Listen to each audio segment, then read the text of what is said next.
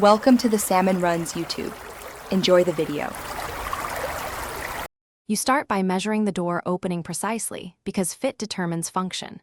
Gather a spline roller, new mesh, utility knife, scissors, and masking tape, lay them within reach. Remove the door or swing it open, then unhook hinges if needed. This makes access easier and reduces strain. Once done, secure the door frame edges with tape to protect finishes and to anchor the mesh temporarily. Next, cut the mesh roughly 2-3 cm larger. You position the mesh over the frame and smooth it to remove major wrinkles because tension prevents sagging.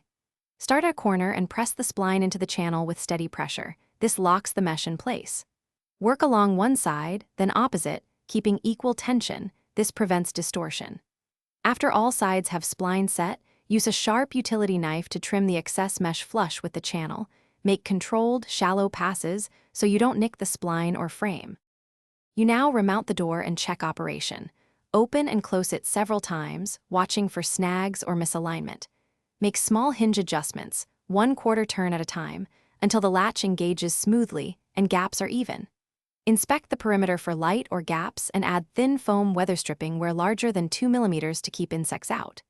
If the mesh sags later, remove the spline, retension the mesh evenly, and press a fresh spline in. That single corrective move fixes most failures quickly. Thanks for watching. Consider subscribing if we helped you.